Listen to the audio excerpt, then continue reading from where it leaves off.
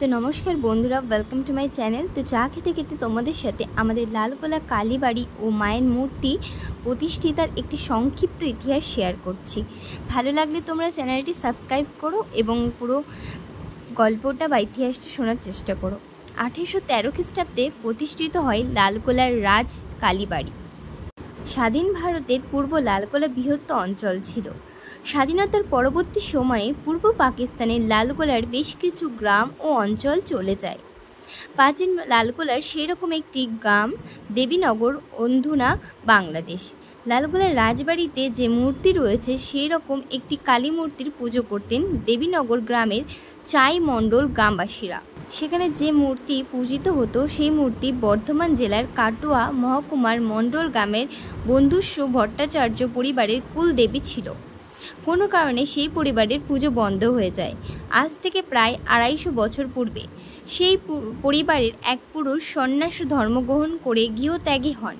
তিনি ভ্রমণ করতে করতে এই দেবীনগর গ্রামে এসে উপস্থিত হন এবং এখানে পারিবারিক কালী মূর্তিটি নতুন করে প্রতিষ্ঠিত করে মাতৃ আরাধনায় শুরু করেন। তার মৃত্যুর পর সেই গ্রামের চাই মণ্ডল গ্রামবাসীরা এই পুজো চালিয়ে যেতে থাকেন। সেই সময় লালগোলার তৎকালীন রাজা রাম শঙ্কর রায় দেবীনগর ভ্রমণকালে সেই মূর্তি দর্শন করেন এবং এই বিষয়ে সমস্ত ইতিহাস শোনেন। সেই সময় মূর্তিটি একটি গাছের তলে প্রতিষ্ঠিত ছিল এবং সেই কারণে মূর্তিটির প্রায় ভগ্নাবিশেষ দেখেছিলেন রাজা রামশঙ্কর রায়।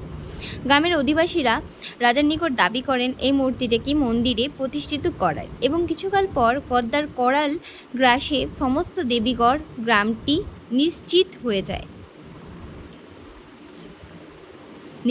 হয়ে যায়। এই মাতৃমূর্তিটির কাঠামোটি পদ্মার শাখা নদী কলকলিতে প্রবাহিত হয়ে লালগোলার রাজবাড়ির ঘাটে এসে লাগে। কথিত আছে রাজা রামশঙ্কর রায় পূর্ব রাতে স্বপ্নদেশ পান, মা কালী স্বয়ং তার গৃহে প্রতিষ্ঠিত হইতে চাইছেন। পরের দিন ভোরে ঘাটে কাঠামো এসে লাগার খবর তাকে বিচলিত করে।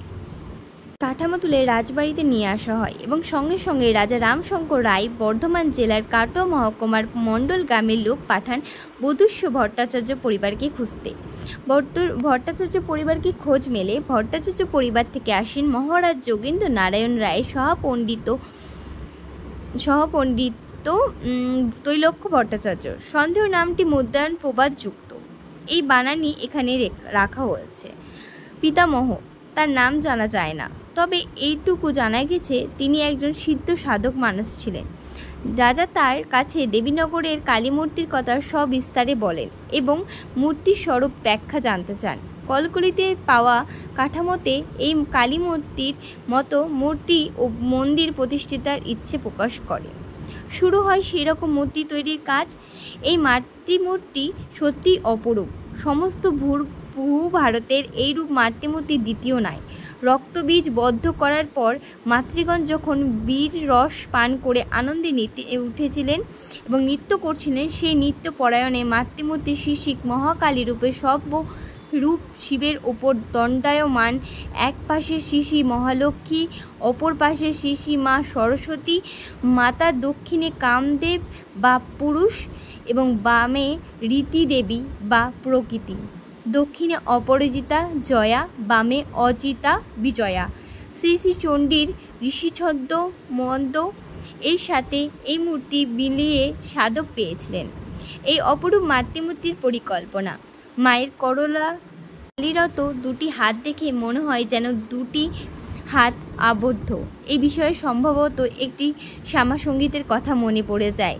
তুমি আপনি সুখে আপনি নাচ, আপনি দাও মা করো তালি। পণ্ডিত তৈলাক্ষ্য ভট্টাচার্যের প্রতিষ্ঠিত আর 3 শরিকের নাম ছিল সুরেন্দ্রনাথ ভট্টাচার্য, পঞ্চানন ভট্টাচার্য, অপর ভট্টাচার্য। এরা প্রত্যেকেই বর্ধমান জেলার কাটোয়া মহকুমার মণ্ডল গ্রামের বাসিন্দা। রাজা রামশঙ্কর রায় এই ভট্টাচার্য পরিবারের প্রত্যেক শরীয়কে 3 মাস করে পুজো করেন। এই মর্মে শ্রী ভট্টাচার্যকে পুরোহিত হিসেবে রাখেন। শুরু হয় লালগোলার রাজ কালীবাড়ির মায়ের আরাধনা।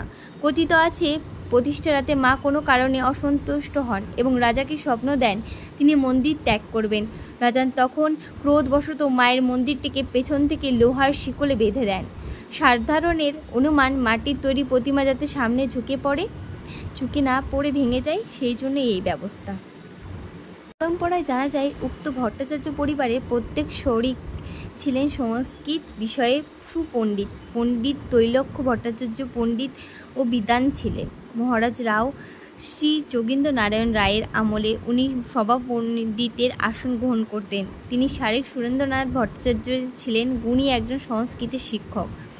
তৃতীয় শরিক পঞ্চানন ভট্টাচার্য পণ্ডিত ধর্মদাস পণ্ডিত ছিলেন মহেশ নারায়ণ বিদ্যা মন্দিরের সংস্কৃতি শিক্ষক এবং কালী মন্দিরের পুরোহিত। পিতা চতুর্থ শরিক শ্রী অমর ভট্টাচার্য ছিলেন সংস্কৃতের শিক্ষক। লালগোলা রাজার প্রতিষ্ঠিত কালীমা এই বাড়ির আজ লালগোলার পুরা সম্পদ।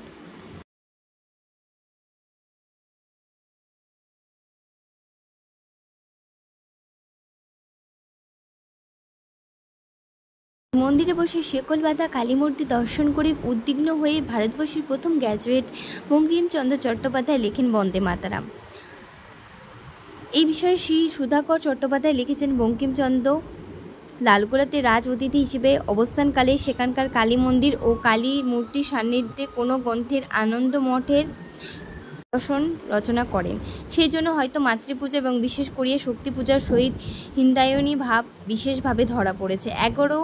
এখানে একটি বিষয় বিশেষভাবে উল্লেখ্য, সুধাকর বাবু আনন্দ মঠের কথা লিখে প্রশ্ন চিহ্ন দিলেও পরের লাইনে মাতৃশক্তির আরাধনার কথা লিখেছেন, যা শুধুমাত্র আনন্দ মঠেই পরিলক্ষিত হয়।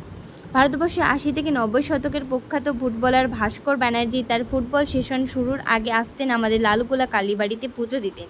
আমাদের লালগোলার সন্তান ওয়ার্ল্ড রেকর্ড হোল্ডার ওয়ার্কার তীর্থ কুমার ফণী তিনি তার জীবনীতে লিখেছেন, তার যত সব শক্তি ও পুরায়ণর লালগোলার কালী মায়ের কাছে এসে মাতৃমূর্তি দর্শনে হয়ে ময়দানে নেমেছেন। সুপ্রিম কোর্টের প্রাক্তন বিচারপতি লালগোলার সন্তান শ্রী গুণেন্দ্র নারায়ণ রায় তিনি তার চেয়ারে বসে লালগোলার মায়ের ছবিতে প্রণাম করে বলতেন